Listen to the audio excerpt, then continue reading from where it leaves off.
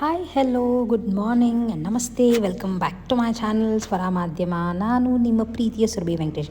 ಇದು ಹಿಂದಿನ video continuation blog ಆಗಿರುತ್ತೆ. Day 2 of our trip and ನಾವು ಅವತ್ತು ರಾತ್ರಿ ಹಾಲ್ಟ್ ಆಗಿದ್ದು ಶಿವಮೊಗ್ಗನಲ್ಲಿ ಶ್ರೀಗಂಧ ಫ್ರಾಗ್ರೆನ್ಸ್ ಅನ್ನೋ ಒಂದು ಅಪಾರ್ಟ್ಮೆಂಟ್ನ ಬುಕ್ ಮಾಡಿದ್ವಿ. 3 BHK ಅಪಾರ್ಟ್ಮೆಂಟ್, ತುಂಬ ಸ್ಪೇಷಿಯಸ್ ಆಗಿತ್ತು, ಹಾಗೆ ತುಂಬ ಆರಾಮಾಗಿತ್ತು. ನಮಗೆ 9 ಜನ ಅಕಾಮಿಡೇಟ್ ಮಾಡೋಕ್ಕೆ ತುಂಬ ಈಸಿ ಇತ್ತು. ಆ್ಯಂಡ್ ನಾವು ರಾತ್ರಿ ಎಲ್ಲ ಚಿಟ್ ಚಾಟ್ ಮಾಡಿಕೊಂಡು ಹಾಲ್ನಲ್ಲಿ ಎಲ್ಲ ಅದು ಇದು ತಂದಿರುವಂಥ ಸ್ನ್ಯಾಕ್ಸ್ ಎಲ್ಲ ತಿಂದ್ಕೊಂಡು ಸಿಕ್ಕಾಪಟ್ಟೆ ಎಂಜಾಯ್ ಮಾಡಿ ಆ್ಯಂಡ್ ನೆಕ್ಸ್ಟ್ ಡೇ ಬೆಳಗ್ಗೆ ನಾವು ಎದ್ದು ಹೊರಡಬೇಕಿತ್ತು. ಆ್ಯಂಡ್ ನಾವು ಆ್ಯಕ್ಚುಲಿ ಇಲ್ಲೇ ಕಿಚನ್ ಎಲ್ಲ ಕೊಟ್ಟಿದ್ದರಿಂದ ನಮ್ಮ ಕಾಫಿ ಟೀ ಎಲ್ಲ ಇಲ್ಲೇ ಪ್ರಿಪೇರ್ ಮಾಡ್ಕೊಂಡ್ವಿ. ಅಲ್ಲೇ ಹಾಲೆಲ್ಲ ನಾರ್ಮಲಾಗಿ ಎಲ್ಲೇ ಹೋದರೂ ಸಿಗುತ್ತಲ್ವ, ಅಲ್ಲೇ ತೊಗೊಂಡು ಬಂದು ಜಸ್ಟ್ ಬೆಳಗ್ಗೆ ಫ್ರೆಶ್ ಅಪ್ ಆಗಿ ಟೀ ಕಾಫಿ ಕುಟ್ಕೊಂಡು ಎಲ್ಲನೂ ರೆಡಿಯಾಗಿ ಹೊರಟ್ವಿ. ಇದು ಆ್ಯಕ್ಚುಲಿ ನಾವು ಪೇ ಮಾಡಿದ್ದು ಮುಂಚೆನೇ ಆನ್ಲೈನ್ ಬುಕ್ ಮಾಡಿದ್ವಿ. ತುಂಬ ಚೆನ್ನಾಗಿದೆ. ಲೈಕ್ ತುಂಬ ಜನ ಬರ್ತೀರಾ ಅಥವಾ 4-5 ಫ್ಯಾಮಿಲೀಸ್ ಬರ್ತೀರಾ ಅಂದರೆ ತುಂಬ ಚೆನ್ನಾಗಿದೆ. ಆ್ಯಂಡ್ ನೆಕ್ಸ್ಟ್ ನಾವು ಅಲ್ಲಿಂದ ಹೊರಟಿದ್ದು ಜೋಗ್ ಫಾಲ್ಸ್ ನೋಡೋಣ ಅಂತ. ರಶ್ ಸುಮಾರಾಗಿತ್ತು, ತುಂಬ ಏನು ಹೆವಿ ರಶ್ ಅನ್ನೋಂಗೆ ಇರಲಿಲ್ಲ.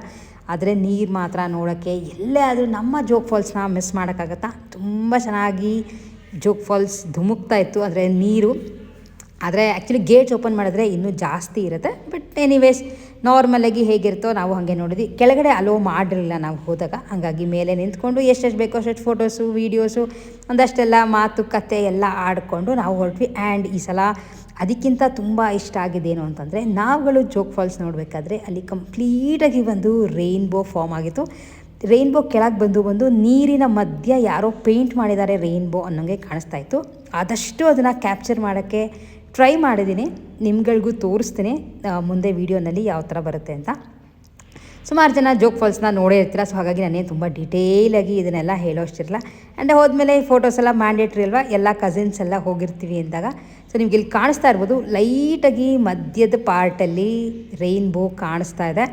ಏನೇನು ವಿಶ್ ಇತ್ತು ರೈನ್ಬೋ ನೋಡಿದಾಗ ಎಲ್ಲ ನಾವುಗಳು ಮಾಡಿಕೊಂಡು ಅಲ್ಲಿ ಅದು ಇದು ಎಲ್ಲ ಇರ್ತಲ್ಲ, ಮಾವಿನಕಾಯಿ ಆ್ಯಂಡ್ ಪೈನಾಪಲ್ ಎಲ್ಲ ಜಾಸ್ತಿ ಇಲ್ಲಿ ಬೆಳೀತಾರೆ ಅನಿಸುತ್ತೆ. ರೋಡ್ ಸೈಡ್ ಫುಲ್ಲು ಇತ್ತು. ಆ್ಯಂಡ್ ಇದೆಲ್ಲ ನೋಡ್ಕೊಂಡು ನೆಕ್ಸ್ಟ್ ನಾವು ಹೊರಟಿದ್ದು ವಡಂಬೈಲ್ ಪದ್ಮಾವತಿ ದೇವಸ್ಥಾನಕ್ಕೆ ಬಂದ್ವಿ. ಬಟ್ ಜೋಗ್ ಫಾಲ್ಸಿಂದ ಇದಕ್ಕೆ ಡಿಸ್ಟೆನ್ಸ್ 8 ಕಿಲೋಮೀಟರ್ ಆದರೂ ರೋಡ್ ಮಾತ್ರ ಸಿಕ್ಕಾಪಟ್ಟೆ ವರ್ಸ್ಟ್ ಆಗಿದೆ. ತುಂಬ ಹುಷಾರಾಗಿ ಡ್ರೈವ್ ಮಾಡಬೇಕು. ಆ್ಯಂಡ್ ಸಖತ್ತು ಒಂಥರ ಈಸಿಯಾಗಿ ರೀಚ್ ಆದ್ವಿ ಅನ್ನೋ ಥರ ಇಲ್ಲ ಈ ದೇವಸ್ಥಾನಕ್ಕೆ. ಆದರೆ ಈ ದೇವಸ್ಥಾನ ತುಂಬ ಜನ ನಂಬುತ್ತಾರೆ. ಏನಾರ ಒಂದು ಹರಕೆ ಹೊತ್ಕೊಂಡ್ರೆ ನಾವು ಏನು ಹರಕೆ ಹೊತ್ಕೋತೀವೋ ಅದು ಆಗುತ್ತೆ ಅಂತ. ಹಾಗೆ ಈ ದೇವ್ರಿಗೆ ಹರಕೆ ಆದಮೇಲೆ ಬಳೆನ ತೊಗೊಂಡು ಬಂದು ಕೊಡ್ತಾರಂತೆ. ತುಂಬ ಜನ ಅವರವರ ಸಾಕಷ್ಟು ಬೇರೆ ಬೇರೆ ಥರ ಕಷ್ಟಗಳಿದ್ದೇ ಇರುತ್ತಲ್ಲ, ದೇವಸ್ಥಾನಕ್ಕೆ ಹೋಗ್ತೀವಿ ಅಂದರೆ ನಾವು ಅಲ್ಲಿ ಹತ್ತಿರ ಹೋಗಿದ್ವಲ್ಲ ಅಂತ ಇದನ್ನು ನೋಡ್ಕೊಂಡು ಬರೋಣ ಅಂತ ಪ್ಲ್ಯಾನ್ ಮಾಡ್ಕೊಂಡ್ವಿ. ಆ್ಯಕ್ಚುಲಿ ಇಲ್ಲಿ ಊಟ ಕೂಡ ಹಾಕ್ತಾರಂತೆ. ಮಧ್ಯಾಹ್ನ 1 ಗಂಟೆಯಿಂದ 3 ಗಂಟೆವರೆಗೂ ಇರುತ್ತೆ. ಆದರೆ ನಾವು ಹೋಗೋಷ್ಟೊಳಗೆ 3-3:30 ಆಗೋಗಿತ್ತು. ಹಾಗಾಗಿ ನಾವು ಊಟಕ್ಕೆಲ್ಲ ಏನೂ ಕಾಯಲೇ ಇಲ್ಲ. ದೇವಸ್ಥಾನಕ್ಕೆ ಹೋಗಿ ದೇವಸ್ಥಾನದ ಬಾಗಿಲು ತೆಗೆದಿತ್ತು. ಆ್ಯಂಡ್ ನಾನು ಹೆಂಗಿದ್ರು ಯೂಶ್ವಲಿ ಹೆಂಡತಿ ದೇವಸ್ಥಾನಕ್ಕೆ ಹೋಗ್ತೀನಿ ಅಂದರೆ ಉಡಿ ತುಂಬಕ್ಕೆ ಏನೇನು ಬೇಕೋ ಎಲ್ಲದನ್ನು ಕ್ಯಾರಿ ಮಾಡೇ ಇರ್ತೀನಿ. ಅಕ್ಕಿ, ಸೀರೆ, ಹಾಗೆ ಕೊಬ್ಬರಿ, ಬೆಲ್ಲ, ಆಮೇಲೆ ಬಳೆ. ಇಲ್ಲಿ ಸ್ಪೆಷಲಿ ಬಳೆ ತೊಗೊತಾರೆ ಅಂತ ನನಗೆ ನೋಡಿದ್ದೆ ಮುಂಚೆ ನಾವು ಪ್ಲ್ಯಾನ್ ಮಾಡ್ಕೊಂಡಾಗ. ಸೊ ಹಾಗಾಗಿ 1 ಕಟ್ಟು ಬಳೆ ನಾನು ತೊಗೊಂಡು ಹೋಗಿದ್ದೆ. ಅಂತ ಏನು ರಶ್ ಇರಲಿಲ್ಲ. ಆ್ಯಕ್ಚುಲಿ ಒಂದು ಬೈಲ್ನಲ್ಲಿ ಇರೋವಂಥ ಒಂದು ದೇವಸ್ಥಾನ ಇದು. ಒಂದು ಹುತ್ತತ್ರ ಎಲ್ಲ ಕಟ್ಟಿಬಿಟ್ಟಿದೆ. ಹಳೇ ದೇವಸ್ಥಾನ ಅಂತ ನೋಡಿದ್ರೇ ಗೊತ್ತಾಗುತ್ತೆ. ಜನ ಏನು ತುಂಬ ರಶ್ ಅನ್ನೋಂಗೇನು ಇರಲಿಲ್ಲ. ಸೊ ನಿಮ್ಗಳಿಗೆ ತೋರಿಸ್ತಾ ನೋಡಿ, ತುಂಬ ಹತ್ತಿರದಿಂದ ವೀಡಿಯೋ ಮಾಡೋಕ್ಕೆಲ್ಲ ಬಿಡಲಿಲ್ಲ. ಸೊ ಹಾಗಾಗಿ ನಾವೆಲ್ಲ ಏನು ಮಾಡೋಕ್ಕೂ ಹೋಗಲಿಲ್ಲ. ಎಷ್ಟಾಗುತ್ತೋ ಅಷ್ಟನ್ನು ಕವರ್ ಮಾಡಿ ನಿಮ್ಗಳಿಗೂ ತೋರಿಸ್ತಾ ಇದ್ದೀನಿ. ಆ್ಯಂಡ್ ನಾನು ಊರಿಂದನೇ ಎಲ್ಲ ತೊಗೊಂಡು ಹೋಗಿದ್ದೆ. ಇಲ್ಲದಿದ್ರೂ ಅಲ್ಲೇ ರೋಡ್ ಸೈಡ್ ಮಾರ್ತಿರ್ತಾರೆ. ನೀವು ಬಳೆ, ಹೂವು ಎಲ್ಲ ಬೇಕು ಅಂದರೆ ಡೆಫಿನೆಟ್ಲಿ ಪರ್ಚೇಸ್ ಮಾಡಿ ಅಲ್ಲೇ ದೇವ್ರಿಗೆ ಕೊಡ್ಬೋದು. ಸೊ ಅದಾದಮೇಲೆ ಅಲ್ಲಿ ಸ್ವಲ್ಪ ಮುಂದೆ ಬಂದರೆ ಇಲ್ಲಿ ಭೂತರಾಜ ಸ್ವಾಮಿ ಸನ್ನಿಧಿ ಅಂತ ಒಂದು ಬೈಲಲ್ಲೇ ಇದೆ. ಫುಲ್ ದೇವಸ್ಥಾನದ ಥರ ಏನೂ ಕಟ್ಟಿಲ್ಲ. ಇಲ್ಲಿ ಸಾಕಷ್ಟು ಜನ ಕುಂಬಳಕಾಯಿ ಹಾಗೆ ತ್ರಿಶೂಲನ ಎಲ್ಲ ಹರಕೆ ಹೊತ್ಕೊಂಡು ಅವ್ರು ಹರಕೆ ತಿರಿದ್ಮೇಲೆ ತಂದು ಕೊಡ್ತಾರಂತೆ. ಸೊ ಇಷ್ಟೆಲ್ಲ ಮುಗಿಸ್ಕೊಂಡು ನಾವು ರೀಚ್ ಆಗಿದ್ದು ಹೊನ್ನಾವರ ರೀಚಾಗಿ ಅಲ್ಲಿ ಸ್ಟೇ ಮಾಡಿ ನೆಕ್ಸ್ಟ್ ಡೇ ಬೆಳಗ್ಗೆ ನಾವು ಬಂದಿದ್ದೆ ಬೋಟಿಂಗ್ಗೆ. ಸೊ ಬೋಟಿಂಗ್ ಮಾತ್ರ ಬ್ಯಾಕ್ ವಾಟರ್ಸ್ ಬೋಟಿಂಗ್ ತುಂಬ ಚೆನ್ನಾಗಿತ್ತು. ಆಲ್ಮೋಸ್ಟ್ 1.5 ಗಂಟೆ ಕಾಲದಷ್ಟು ಕರ್ಕೊಂಡು ಹೋಗ್ತಾರೆ ಬೋಟಲ್ಲಿ. ಆ್ಯಂಡ್ ಇಲ್ಲೂ ಕೂಡ ರಶ್ ಏನಿರಲಿಲ್ಲ. ಸ್ವಲ್ಪ ಬೇಗನೆ ಬಂದ್ಬಿಟ್ಟು, ಯಾಕೆ ನಾವು ಆ್ಯಕ್ಚುಲಿ ಬ್ಯಾಂಗ್ಳೂರಿಗೆ ಹೊರಡಬೇಕಿತ್ತಲ್ಲ ವಾಪಸ್. 10 ಜನಕ್ಕೆ ನಮಗೆ ಅವ್ರು ಚಾರ್ಜ್ ಮಾಡಿದ್ದು ಎಲ್ಲ ಸೇರಿ 2,000 ರೂಪಾಯಿ ತೊಗೊಂಡ್ರು. ತುಂಬ ಏನು ಜಾಸ್ತಿ ಅಂತ ಅನ್ನಿಸ್ಲಿಲ್ಲ.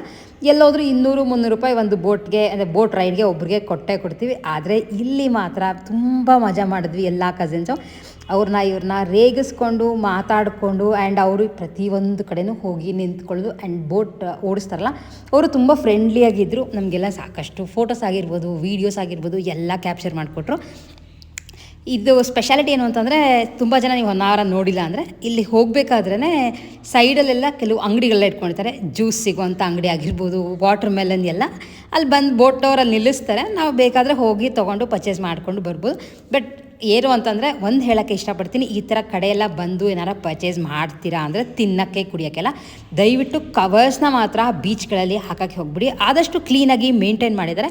ನಾವುಗಳೇ ಹೋಗಿ ಅದನ್ನು ಹಾಳು ಮಾಡೋದು ಚೆನ್ನಾಗಿರಲ್ಲ. ತಿನ್ನಬೇಡಿ ಅಂತ ನಾನು ಎಲ್ಲೇ ಹೇಳಲ್ಲ, ಬಟ್ ನಾವೇನಾರು ತಿಂತೀವಿ ಅಂದರೆ ಒಂದು ಕವರಲ್ಲೋ ಬ್ಯಾಗಲ್ಲೋ ಆ ಕವರ್ಗಳನ್ನೆಲ್ಲ ಹಾಕ್ಕೊಂಡು ಬಂದು ಎಲ್ಲಿ ಡಸ್ಟ್ಬಿನ್ ಇರುತ್ತೋ ಅಲ್ಲಿ ಹಾಕೋದು ತುಂಬ ಒಳ್ಳೆಯದು. ನೀರೆಲ್ಲ ಚೆನ್ನಾಗಿತ್ತು. ಆ್ಯಂಡ್ ನಾವಲ್ಲಿ ತೊಗೊಂಡಿದ್ದು ಬರೀ ಮಜ್ಜಿಗೆ ಮಾತ್ರ. ಯಾರೋ ಒಬ್ಬರು ಬಂದು ಮಜ್ಜಿಗೆ ಸಖತ್ತಾಗಿ ಮಾಡಿಕೊಟ್ರು, ಮಸಾಲೆ ಮಜ್ಜಿಗೆ. ಆ್ಯಂಡ್ ಇಲ್ಲಿ ಮಧ್ಯ ಕರ್ಕೊಂಡೋಗಿ ನಿಲ್ಲಿಸ್ತಾರೆ. ಇಲ್ಲೆಲ್ಲ ಓಡಾಡ್ಕೊಂಡು ಬಂದು ನಾವುಗಳನ್ನು ಎಲ್ಲ ಫೋಟೋಸು ವೀಡಿಯೋಸು ಹಂಗೆ ಕೂತ್ಕೊಂಡು ಹಿಂಗೆ ಕೂತ್ಕೊಂಡು ಅವ್ರನ್ನ ರೇಗಿಸ್ಕೊಂಡು ಎಲ್ಲ ಸಾಕಷ್ಟು ಫೋಟೋಗಳೆಲ್ಲ ಕ್ಯಾಪ್ಚರ್ ಮಾಡ್ಕೊಂಡ್ವಿ. ನಮಗೇನೋ ಟ್ರಿಪ್ ತುಂಬ ಇಷ್ಟ ಆಯಿತು. ಆ್ಯಂಡ್ ಇದು ಮುಗಿಸ್ಕೊಂಡು ಮನೆಗೆ ಹೋಗಬೇಕು ಅನ್ನೋ ಬೇಜಾರಾಗ್ತಿತ್ತು. ಯಾಕೆಂದರೆ ಮತ್ತೆ ಬ್ಯಾಂಗ್ಳೂರಿಗೆ ವಾಪಸ್ ಬಂದರೆ ನಮ್ಮ ಕೆಲಸ ಎಲ್ಲ ರೂಟೀನ್ ಸ್ಟಾರ್ಟ್ ಆಗುತ್ತೆ. 3 ದಿನ ಸಿಕ್ಕಾಪಟ್ಟೆ ಚೇಂಜ್ ಇತ್ತು. And on the way actually ನಾವು ಹೊನ್ನಾವರದಿಂದ ಬರ್ಬೇಕಾದ್ರೆ ನನಗೆ ಒಂದು ಪಾಟ್ರಿ ಶಾಪ್ ಕಾಣಿಸ್ತು. ಇಲ್ಲಿ ಮಣ್ಣಿಂದು ಎಲ್ಲ ಥರ ಪಾತ್ರೆಗಳು, ಹಾಗೆ ಈ ಥರ ಫಿಗರಿನ್ಸ್ ಆಗಿರ್ಬೋದು, ಆಮೇಲೆ ಮನೆ ಡೆಕೋರೇಟ್ ಮಾಡ್ಕೊಳ್ಳೋಕ್ಕೆ ಎಲ್ಲ ಸಾಕಷ್ಟು ಇಟ್ಟಿದ್ರು. ರೇಟ್ಗಳು ಕಮ್ಮಿ ಅಂತ ಅನ್ನಿಸ್ತು. ನಿಲ್ಲಿಸಿದ್ವಲ್ಲ ಅಂತ ನಾವು ಕೆಲವು ಶಾಪ್ ಮಾಡ್ಕೊಂಡ್ವಿ. ಏನೇನು ನಾನು ಶಾಪಿಂಗ್ ಮಾಡಿದೆ ಅನ್ನೋದನ್ನು ನಿಮ್ಗಳಿಗೆ ನೆಕ್ಸ್ಟ್ ವೀಡಿಯೋಲಿ ತೋರಿಸ್ತೀನಿ. ಆದರೆ ನಮಗೆ ತರೋದು ತುಂಬ ಕಷ್ಟ ಆಯಿತು. ಹಾಗೆ ಇವರು ಕೊರಿಯರ್ ಎಲ್ಲ ಏನೂ ಮಾಡಲ್ವಂತೆ. ನಿಮ್ಗಳಿಗೆ ಅಂಗಡಿ ಹೆಸರು ಕೂಡ ತೋರಿಸ್ತಿದ್ದೀನಿ ವೀಡಿಯೋನಲ್ಲೇ. ಯಾರಾದರೂ ಆ ಕಡೆ ಹೋದರೆ ನಾವು ಇದು ತೊಗೊಂಡು ಬಂದಿದ್ದು ತಾವರೆಕೊಪ್ಪ ಅನ್ನೋ ಒಂದು ಸಣ್ಣ ಹಳ್ಳಿ ಥರದ್ರಲ್ಲಿ ಚೆನ್ನಾಗಿತ್ತು. ಬಟ್ ಡೆಫಿನೆಟ್ಲಿ ನೀವುಗಳು ಬೇಕಿದ್ರೆ ಮಿಸ್ ಮಾಡಿಬಿಡಿ. ಅವ್ರ ನಂಬರ್ ಹಾಗೆ ಅಂಗಡಿ ಹೆಸರನ್ನ ತೋರಿಸ್ತೀನಿ, ತುಂಬ ಜನಕ್ಕೆ ಇಷ್ಟ ಇರುತ್ತೆ ಅಂತ. ಸೊ ತೊಗೊಂಡು ವಾಪಸ್ ಬೆಂಗಳೂರು ಕಡೆ ಹೊರಟ್ವಿ. ಸಿಕ್ಕಾಪಟ್ಟೆ ಮಳೆ. ಆ್ಯಂಡ್ ಇಷ್ಟು ನಮ್ಮ ವಿಡಿಯೋ ಆಗಿತ್ತು. ನಮ್ಮ ಟ್ರಿಪ್ ಈ ಥರ ಇತ್ತು. ಚೆನ್ನಾಗಿ ಎಂಜಾಯ್ ಮಾಡಿದ್ವಿ. So once in a way ಈ ಥರ ಒಂದು ಮನಸ್ಸಿಗೆ ರಿಲ್ಯಾಕ್ಸೇಷನ್ ಬೇಕಾಗುತ್ತೆ. ಸೊ ಹೋಪ್ ನೀವುಗಳು ಸಾಕಷ್ಟು ಜನ ಕಸಿನ್ಸ್ ಮೀಟ್ ಆದಾಗ ಈ ಥರ ಟ್ರಿಪ್ ಎಲ್ಲ ಮಾಡ್ತೀರಾ ಅಂತ ನಾನು ಅನ್ಕೋತೀನಿ. ವಿಡಿಯೋ ಇಷ್ಟ ಆಗಿದೆ like, share and subscribe. Next ನಾವೆಲ್ಲರೂ ಎಲ್ಲಿ ಪ್ಲ್ಯಾನ್ ಮಾಡ್ಬೋದು ಅಂತ ನನಗೂ ಕೂಡ ಕಾಮೆಂಟ್ ಮಾಡಿ ತಿಳಿಸಿ. ಸಿಗೋಣ ಅಂತ ಎಲ್ಲರಿಗೂ.